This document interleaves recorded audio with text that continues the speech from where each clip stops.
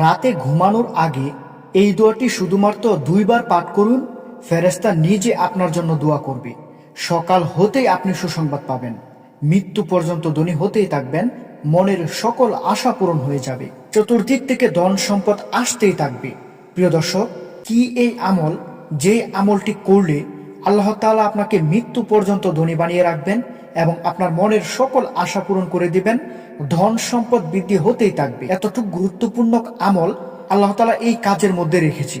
তো আসুন জেনে নেওয়া যাক সেই গুরুত্বপূর্ণ কাজটি কি, যেই কাজটি করার ফলে মুমিন বান্দার সকল মনের আশা আল্লাহ তাআলা পূরণ করে দেয় এবং তাকে ধনী বানিয়ে রাখে মৃত্যু পর্যন্ত। আমি আল্লাহর কসম করে বলছি, আপনারা যদি নিয়মিত এই আমলটি করেন এবং এই আমলটি আপনারা নিয়ম মেনে করেন, তাহলে আপনি ধনী হতেই থাকবেন। আপনার সকল মনের আশা পূরণ হয়ে যাবে। মৃত্যু পর্যন্ত ধনী হতেই থাকবেন। এবং আপনি এই আমলটি যদি প্রতিদিন করে রাতে ঘুমিয়ে যান, তাহলে সকাল হতেই আপনি সুসংবাদ পাবেন। তো চলুন জেনে নেওয়া যাক সেই ফজিলতপূর্ণ গুরুত্বপূর্ণ আমল সম্পর্কে। প্রিয় দর্শক, আমলটি হচ্ছে, কোনো ব্যক্তি যদি উজু অবস্থায় ঘুমিয়ে যায়, তাহলে ওই ব্যক্তিকে আল্লাহ তাআলা ধনী বানিয়ে দেয় এবং তার মনের সকল আশা পূরণ করে দেয়। আসুন এ সম্পর্কে বিস্তারিত জেনে নেওয়া যাক কিভাবে আপনারা আমলটি করবেন এবং কিভাবে আপনারা সফলতার মুখ দেখতে পারবেন। প্রিয় দর্শক, পবিত্রতা ঈমানের অঙ্গ। মুমিনের প্রতিটি ইবাদতের সঙ্গে পবিত্রতার সম্পর্ক রয়েছে। মহান আল্লাহর সন্তুষ্টি অর্জনে পবিত্রতার গুরুত্ব রয়েছে। এজন্য মহান আল্লাহ পাক কুরআনে পবিত্রতা অর্জনকারীদের সুনাম করেছেন এবং পবিত্রতা অর্জনকারীদের ভালোবাসা ঘোষণা দিয়েছেন। পবিত্র কুরআনে মহান আল্লাহ বলেন, সেখানে এমন লোক আছে যারা উত্তম রূপে পবিত্রতা অর্জন করতে ভালোবাসে, আর আল্লাহ পবিত্রতা অর্জনকারীদের ভালোবাসেন। সূরা তাওবার আয়াত নাম্বার 108।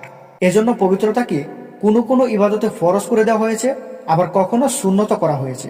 যেমন রাতে ঘুমাতে যাওয়ার আগে পবিত্রতা অর্জন করা সুন্নত। কেননা রাসূল সাল্লাল্লাহু আলাইহি সাল্লাম তার উম্মতদের রাতে ঘুমাতে যাওয়ার আগে পবিত্রতা অর্জনের তাগিদ দিয়েছেন। হাদিস শরীফে ইরশাদ হয়েছে, বারাআ ইবনে আজিব রাদিয়াল্লাহু আনহু বলেন, নবী সাল্লাল্লাহু আলাইহি সাল্লাম বলেছেন, যখন তুমি বিছানায় যাবে তখন সালাতের অজুর মতো অজু করে নেবে। নবীজি সাল্লাল্লাহু আলাইহি সাল্লামের নির্দেশনা মোতাবেক কেউ যদি রাতে ঘুমানোর আগে উত্তম রূপে অজু করে বিছানায় যায়, তাহলে তার জন্য বিশেষ পুরস্কার রয়েছে। মুআজ ইবনে জাবাল রাদিয়াল্লাহু আনহু থেকে বর্ণিত, নবী সাল্লাল্লাহু আলাইহি সাল্লাম বলেছেন, যে মুসলিম ব্যক্তি পবিত্র অবস্থায় এবং মহান আল্লাহকে স্মরণ করে রাত কাটায় এবং রাতে সে ঘুমাতে যায়, তারপর সে রাত জেগে আল্লাহর কাছে দুনিয়া ও আখিরাতের কল্যাণ লাভের দোয়া করে, মানে ওই ব্যক্তি রাত জেগে আল্লাহ তাআলার কাছে যা চাইবে আল্লাহ তাআলা তাকে তাই দান করবে। রিজিকের যদি তার অভাব থাকে, সে যদি পবিত্র অবস্থায় রাত জেগে আল্লাহ তাআলার ইবাদতের মধ্যে তার রিজিকের কথা বলে, তার রিজিক বৃদ্ধির কথা যদি আল্লাহ তাআলার কাছে বলে, তাহলে আল্লাহ তাআলা তাকে রিজিক দান করবে। সে যদি অভাবগ্রস্ত থাকে, এটা যদি আল্লাহকে বলে, তাহলে আল্লাহ তাআলা তার অভাব দূর করে দিবেন। অন্য হাদিসে ইরশাদ হয়েছে, আবু উমামা আল বাহিলি রাদিয়াল্লাহু আনহু বলেন, আমি রাসূলুল্লাহ সাল্লাল্লাহু আলাইহি সাল্লামকে বলতে শুনেছি, যে ব্যক্তি ঘুমানোর উদ্দেশ্যে পবিত্র অবস্থায় বিছানায় যায় এবং ঘুম না আসা পর্যন্ত আল্লাহ তাআলার জিকির করতে থাকে, সে পার্শ্ব পরিবর্তন করার আগে আল্লাহ তাআলার কাছে দুনিয়া ও পরকালের কল্যাণ হতে যা কিছু প্রার্থনা করবে, আল্লাহ তাআলা তাকে নিঃসন্দেহে তা দান করবেন। সুবহানাল্লাহ, কত বড় ফজিলতের কথা আল্লাহ তাআলা বলেছেন। রাতে ঘুমানোর আগে ছোট একটি কাজ করলে মহান আল্লাহ কত বড় পুরস্কার দেন। এখানেই শেষ নয়, যারা রাতে ঘুমাতে যাওয়ার আগে নবীজি সাল্লাল্লাহু আলাইহি সাল্লামের সুন্নাত পালন করবে, তারা ফেরেশতাদের দোয়া পাবে বলে হাদিসে পাওয়া যায়।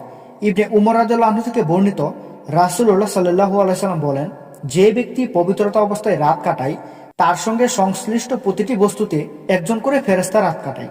যে জাগ্রত হওয়া পর্যন্ত ফেরেশতা তার জন্য দোয়া করে আর বলে, হে আল্লাহ, তোমার অমুক বান্দাকে ক্ষমা করো, কেননা সে পবিত্র অবস্থায় রাত অতিবাহিত করেছে।